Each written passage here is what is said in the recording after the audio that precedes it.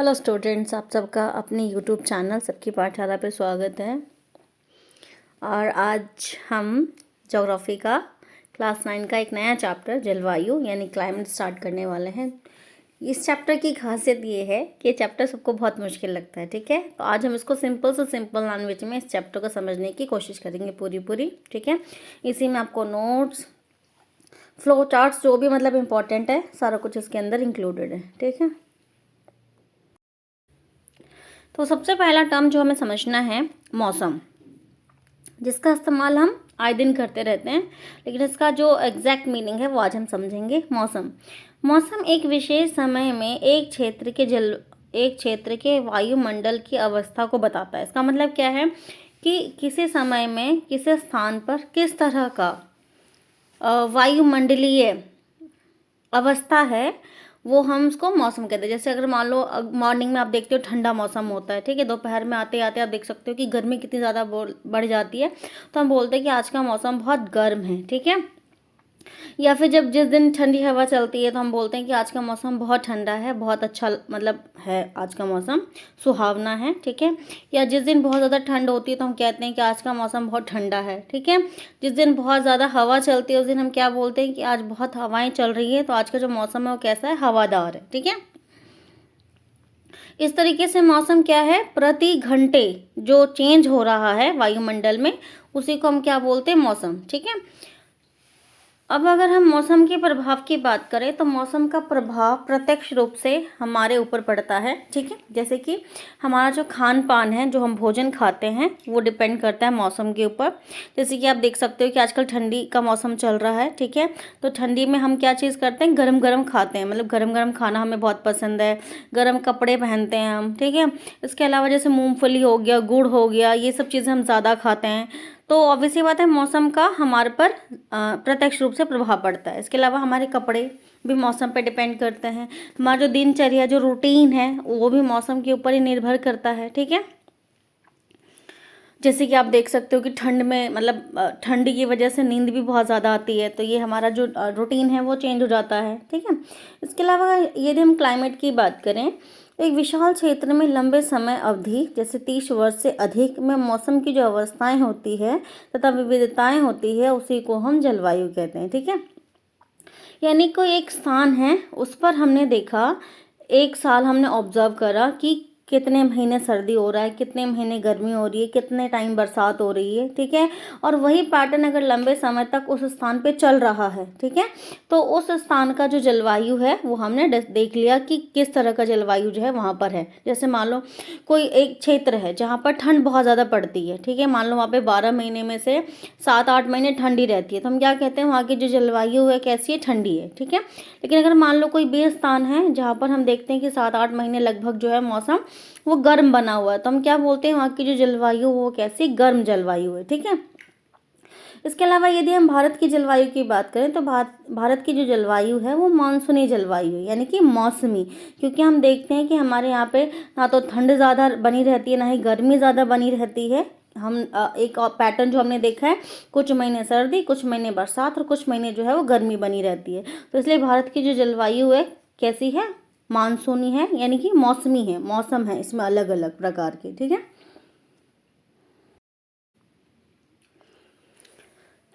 चलिए अब आगे शुरू करते हैं। विश्व को अनेक जलवायु प्रदेशों में बांटा गया है। क्या आप जानते हैं कि भारत की जलवायु कैसी है तथा ऐसा क्यों है?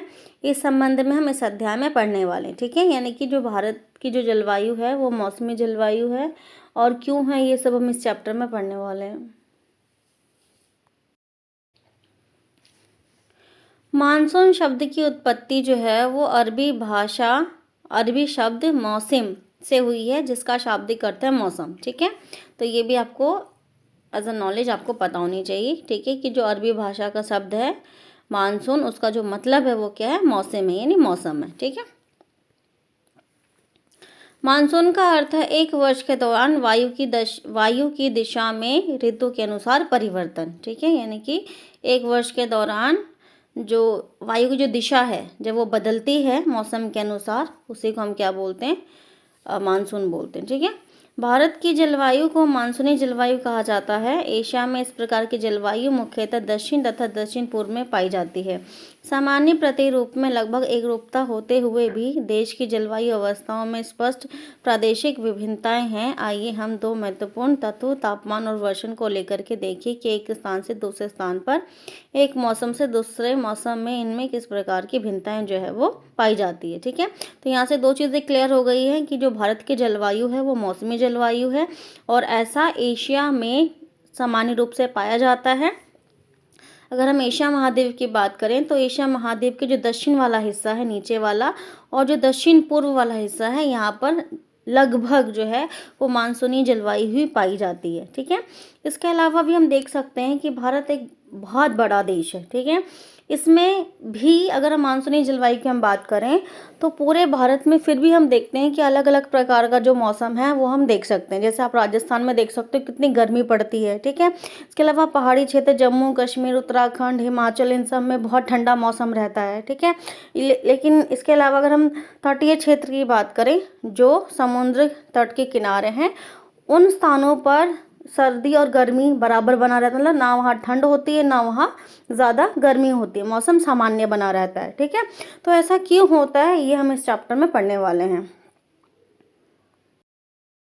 अब जो मेन हेडिंग है हमारा वो है जलवायु को प्रभावित करने वाले कारक, यानी किसी भी स्थान की जो जलवायु है वो किन चीज़ों पर निर्भर करती है। तो सबसे पहले अक्षांश, तुंगता यानी जिसे ऊंचाई कहते हैं, वायु दाब एवं पवन तंत्र, समुद्र से दूरी, महासागरीय धाराएं, उच्चाव लक्षण, ये ऐसे 6 कारक हैं, 6 फैक्टर्स हैं जो क्या करते हैं किसी भी स्थान की जलवायु को प्रत्यक्ष रूप से और अप्रत्यक्ष रूप से प्रभावित करते हैं। अब यदि हम पृथ्वी को देखें तो ये पृथ्वी है। ठीक है, पृथ्वी में जो बीच वाली लाइन होती है ये एक काल्पनिक रेखा जिसे हम मानते हैं कि पृथ्वी के बीचों बीच एक रेखा है, कल्पना करते हैं, उसे हम इक्वेटर इंग्लिश में और हिंदी में भूमध्य रेखा या फिर विषुवत कहते हैं। ठीक है, अब यहाँ पर हम देखें ये वाला जो एरिया है क्योंकि पृथ्वी थोड़ी सी टिल्टेड है, मतलब थोड़ी सी झुकी हुई है। कितने डिग्री पे झुकी हुई है? 23.5 डिग्री पे झुकी हुई है, जिसकी वजह से जो सूर्य का प्रकाश है वो सीधा पड़ता है इस क्षेत्र पर, यहाँ पर यानी इक्वेटर पे, यानी कि भूमध्य रेखा के आसपास का जो एरिया यहाँ पर, और यहाँ पर जो सूर्य का प्रकाश है वो तिरछा पड़ता है। तिरछा पड़ने की वजह से ये जो क्षेत्र है पूरा बर्फ़ से ढका हुआ है। ठीक है, और यहाँ पर जो है वो गर्मी पड़ती है, तो इसलिए भूमध्य रेखा और उसके आसपास का जो क्षेत्र है वहाँ की जो जलवायु है वो गर्म जलवायु है, जबकि अगर हम ऊपर की ओर बढ़ते हैं तो वहाँ की जो जलवायु है वो शीतल जलवायु यानी कि ठंडी जलवायु है। ठीक है,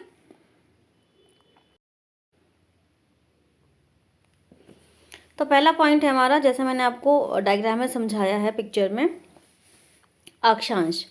तो अक्षांश जो है वो मतलब पृथ्वी के ऊपर जो लेटी हुई रेखाएं होती हैं, ऐसे इमेजिन जो हम करते हैं, मानते हैं किस तरह की लेटी हुई रेखाएं, उन्हें अक्षांश बोलते हैं। ठीक है, और जो 0 डिग्री पे जो एक लाइन होती है जो हम मानते हैं कि पृथ्वी को 2 बराबर भागों में बांट रही है, उस रेखा को हम भूमध्य रेखा या फिर विषुवत वृत्त कहते हैं।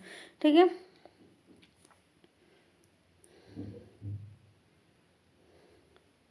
पृथ्वी की वक्रता के कारण जैसे जैसे विषुवत वृत्त यानी भूमध्य रेखा से ध्रुवों की ओर बढ़ते हैं सौर ऊर्जा की मात्रा जो है वो घटती जाती है। ठीक है, जैसे कि ये पिक्चर में भी आपको दिखाया है कि जैसे हम इधर बढ़ेंगे और इधर बढ़ेंगे तो सूरज की जो ऊर्जा है वो घटती जाएगी, जिसकी वजह से ये जो क्षेत्र है जिसे हम उत्तरी ध्रुव या दक्षिणी ध्रुव कहते हैं वो बर्फ़ से ढका रहता है। ठीक है, तो जो बीच वाला क्षेत्र है वहाँ की जलवायु गर्म होगी और ऊपर की ओर हम जैसे जैसे बढ़ेंगे तो वैसे वैसे ठंडी जलवायु जो है वो होती जाएगी।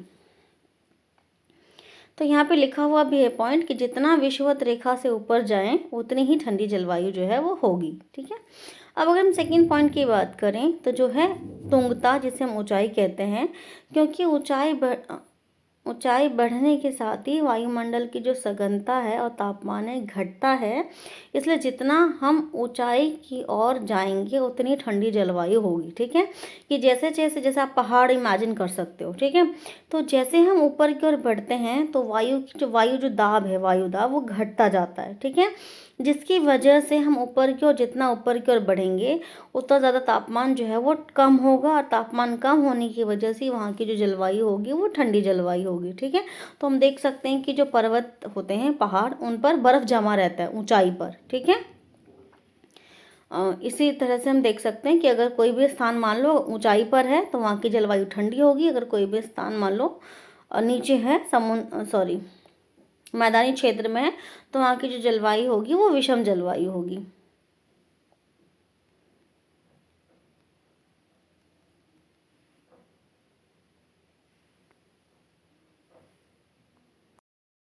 अब यदि हम रात के समय की बात करें तो रात के समय में जो समुद्र है उसका पानी जो है वो गर्म होगा, और जो यहाँ का जो हवा है, मतलब पानी गर्म होने की वजह से यहाँ की जो हवा होगी वो गर्म होगी और यहाँ की जो हवा होगी वो ठंडी होगी।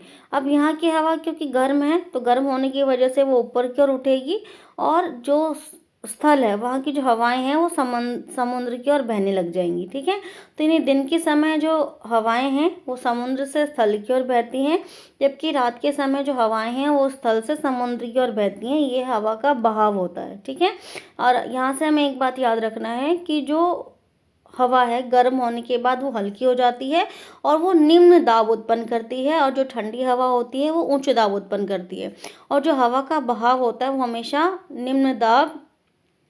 उच्च दाब से निम्न दाब की ओर होता है। समुद्र का जलवायु पर समकारी प्रभाव पड़ता है। जैसे जैसे समुद्र से दूरी बढ़ती है यह प्रभाव कम होता जाता है। समुद्र से दूर स्थित भौगोलिक क्षेत्र में लोग विषम मौसमी अवस्थाओं का अनुभव करते हैं। ये भौगोलिक क्षेत्र गर्मी में बहुत अधिक गर्म और सर्दी में बहुत अधिक ठंडे होते हैं। भौगोलिक क्षेत्र की इन अवस्थाओं को महाद्वीपीय अवस्था कहा जाता है, यानी कि जो स्थान समुद्र के पास होगा वहां पर। नेक्स्ट पॉइंट है हमारा महासागरीय धाराएं।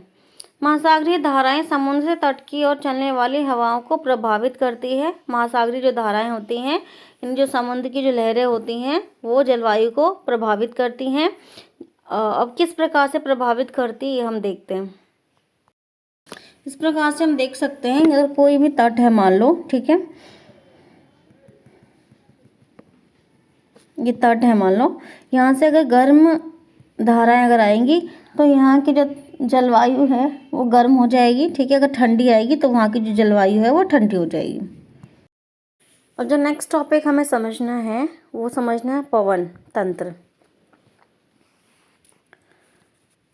और वायुदाब। ठीक है, तो उससे पहले हम कुछ ये समझने वाले हैं कि लो प्रेशर ये निम्न दाब क्या होता है और हाई प्रेशर यानी उच्च दाब क्या होता है। तो लो प्रेशर को हिंदी में हम निम्न दाब बोलते हैं और हाई प्रेशर को हिंदी में हम उच्च दाब बोलते हैं। तो जब भी हवा गर्म होती है तो गर्म होने के बाद वो हल्की हो जाती है, और हल्की होते ही वो ऊपर की ओर उठती है। ठीक है, और ये क्या उत्पन्न करता है, निम्न दाब उत्पन्न करता है।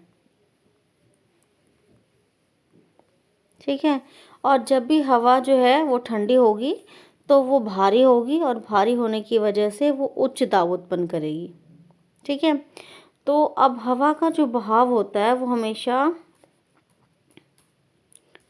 जो है वो हाई से लो की तरफ होगा, यानी उच्च दाब से निम्न दाब की तरफ जो है इसका बहाव होगा। ठीक है, तो फिफ्थ जो टॉपिक है हमारा वह है वायु दाब एवं पवन तंत्र। वायु दाब एवं पवन तंत्र किसी भी भौगोलिक क्षेत्र के तापमान एवं वर्षा के वितरण को प्रभावित करता है। किसी भी भौगोलिक क्षेत्र का वायुदाब एवं पवन तंत्र उस क्षेत्र के अक्षांश और ऊंचाई पर निर्भर करता है। ठीक है, यानी जो स्थान है वो कौन से अक्षांश पे है और उसकी ऊंचाई क्या है।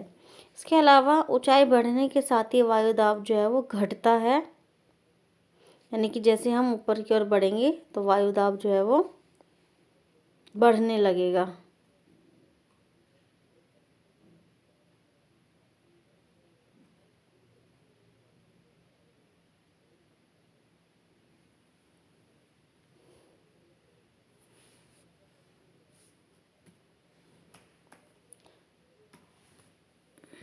इसके अलावा अगला टॉपिक है हमारा उच्चावच, यानी कि हाइट।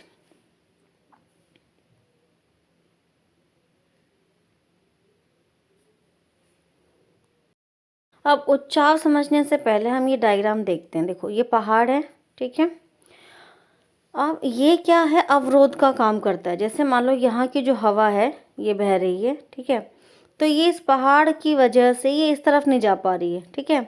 तो अगर मान लो जैसे ये यहाँ पे समुद्र है, ठीक है, तो जो यहाँ की जो हवा होगी वो नमी युक्त होगी, मतलब उसमें क्या होगा, भारीपन होगा, मतलब उसमें पानी होगा, ठीक है। तो अब इस पहाड़ से ये टकराएगी, टकराने की वजह से यहीं पर बारिश हो जाएगी, ठीक है। और जो ये वाला जो एरिया है इधर, क्योंकि यहाँ पर हवा जा ही नहीं पा रही है इस पहाड़ की वजह से, तो ये वाला जो एरिया है यहाँ पर सूखा रहेगा, ठीक है, यानी यहाँ बारिश नहीं होगी। तो इस तरीके से जो है उचाव जो है वो किसी भी जगह की जलवायु को प्रभावित करता है। मान लो कोई भी स्थान जो है वो पहाड़ के इस तरफ है, तो यहाँ पर बारिश होगी अच्छी खासी, ठीक है, तो वहाँ पर जो तापमान है वो कम रहेगा, तो जो जलवायु है वो ठंडी रहेगी। यहाँ पर क्योंकि बारिश नहीं है तो यहाँ की जो हवा है वो गर्म होगी, गर्म होने की वजह से यहाँ का जो जलवायु होगा वो गर्म होगा।